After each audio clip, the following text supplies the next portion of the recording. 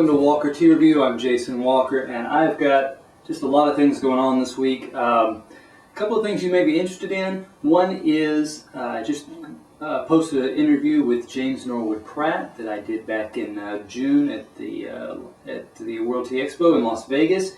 So that's up, that's ready to go. See a little bit about what Norwood has to say. Always, Norwood's a great storyteller. Norwood is, just a great person to be around and sit and enjoy, and you feel better once you walk away from a conversation with him. And that's true for his wife Valerie as well. The other things happening this month, next month, probably up until Christmas. If you have ever been interested in any of the teas that have been reviewed on Walker Tea Review, this is your chance to kind of get in on a special package. I've contacted some of the vendors, some of the retailers, and I've negotiated with them to create a Walker Tea Review kind of reserve tea package.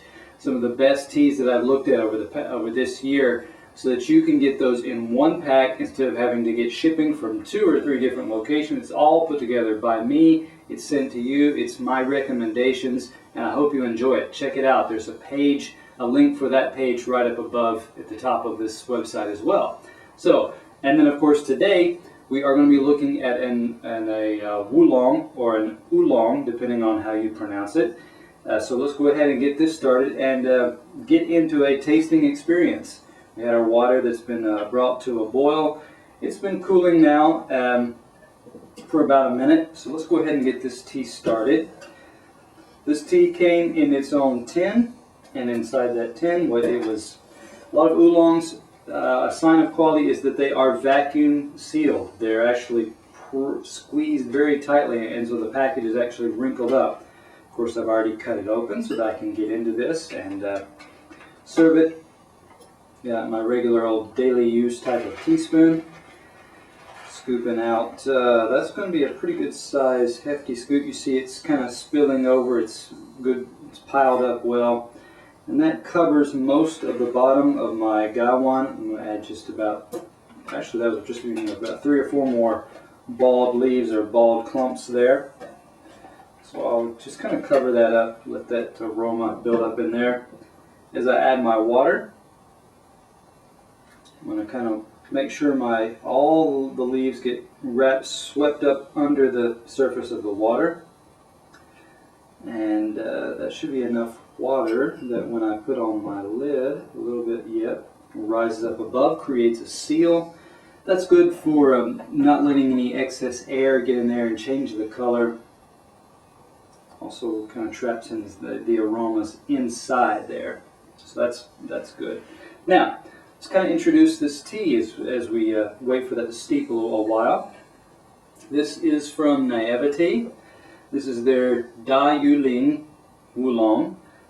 You can find 2 ounces. This is they're selling this at a premium price, and considering this is a premium or considered a high value type of tea.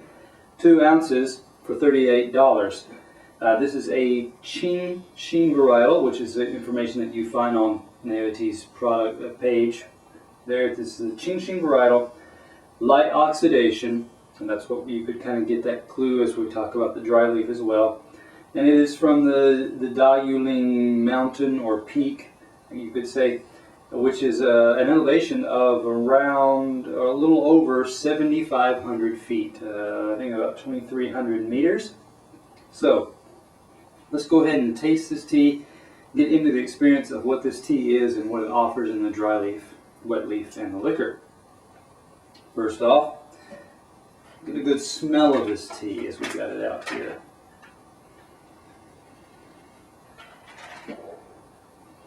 There are 3 smells coming in together.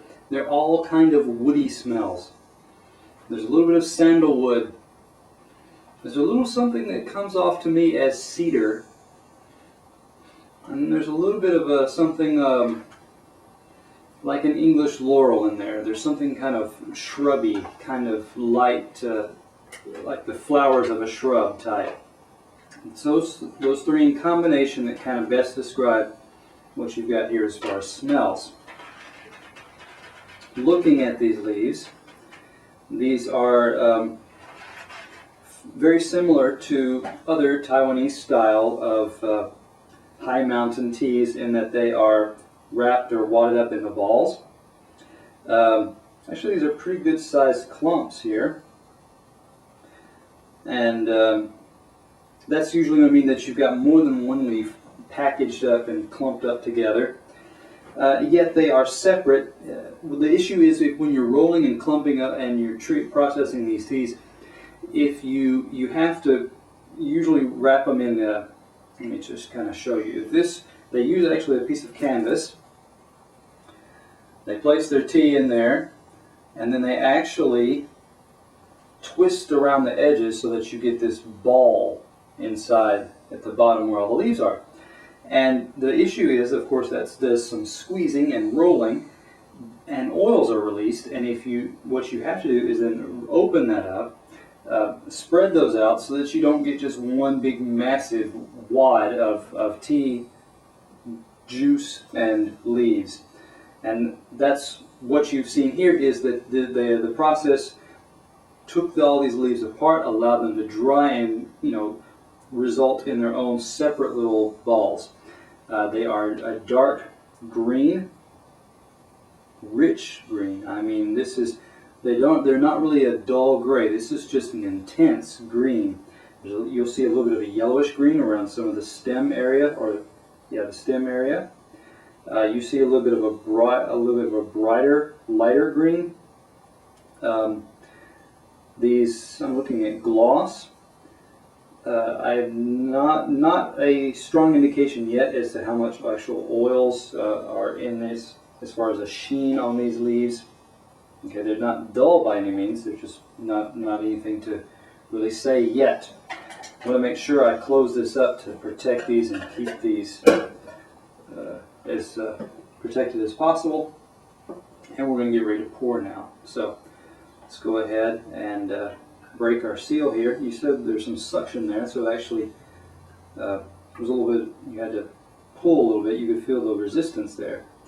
Now I'm going to angle my lid over to the side a little bit, put my index finger, hold it in place, and my middle finger and thumb are going to hold for pouring.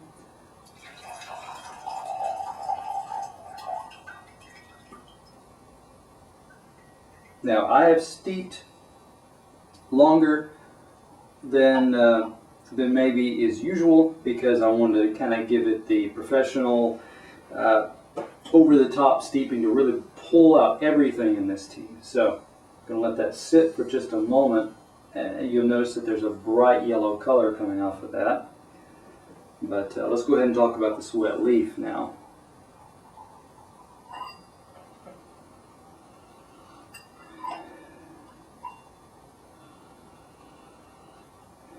One more time, because I got a range of aromas coming off of this. There was something that was turnip green, that was collard green in there,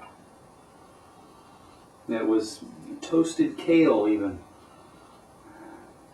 There was something kind of something a little bit kind of brothy kind of smell. My first reaction was dumplings. There's something kind of ready, brothy, dumplings that were boiled in like a chicken broth. There's that kind of smell. So this has got a hearty kind of savory type of smell. Yeah, those are the dominant two, I would say. You're not getting a lot of light, sweet, flowery type fragrance off of this. This is hearty, substantial, savory. Okay, I'm getting carried away because I do want to take a moment and look at some of my wet leaf here. Let's get out. So a solid leaf. One thing, these leaves have mostly unfurled. I did put them in there for a good steep with good water temperature, pretty stout water temperature, and a lot of time considering the amount of leaf in here. So there's a leaf. Let me kind of press that out. I'm looking at the edges here because the edges are not as smooth. They at least for that one. So let's go ahead and check out some of this. Here's another one. Nice leaf set here. You got a leaf, and this leaf is, the edges are intact and complete. I'm going to give this kind of a tug here. Good resilience, yet they feel yet they feel flimsy. They're not tough and leathery. They're light. I mean they're light, thin, and yet they've got a good resiliency to them. Not just shredding apart with the pull of the finger. Second leaf, again a good sized leaf here. You got 2 inches or so, 2.5, maybe even 3 inches looks like. A little bit heavier, a little bit thicker on that one, and yet this one down here is a deep, rich green, bright green looking, still good color, and good treatment on that leaf. So let me I'm going to hang this over the side here so you can see just what's going on with that one. So pretty good, decent representation here. Here's an interesting. I'll have to put this in here as well because there's a stem there with one leaf, and when I put these in, there was no indication that this was a stem of that length. It was amazing how much that had gotten, compactly rolled and crumpled in the process. So let me make sure I set that there and set that aside, because now we can go on to the liquor. One thing we did already note was that bright color.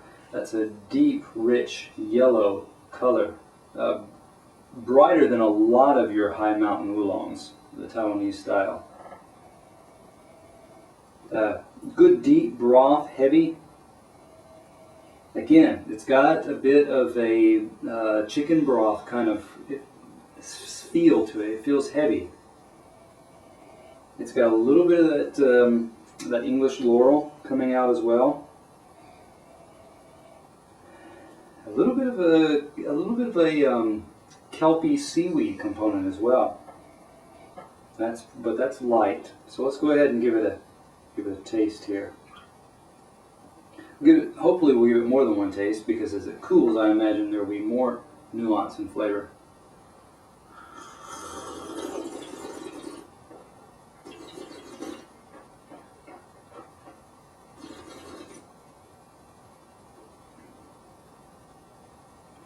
First thing that hit me was the texture of this. And when I first put it in, when I first rolled it, not a lot there. But then as it swallowed, it really started to pick up. It really started to feel thicker, especially on the front of my tongue. And then it moved more towards the back.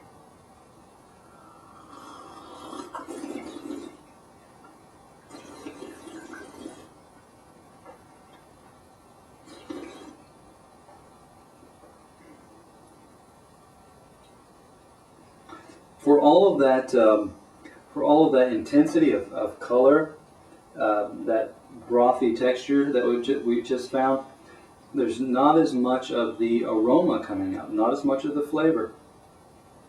What flavor is present comes out more so in the aftertaste, and it is a light, something along the lines of a snow pea combined with a little bit of like a hyacinth. So there's sweet in that sense. It's lightly floral, yet has a hefty, like I said, that pea, that vegetable component to it as well.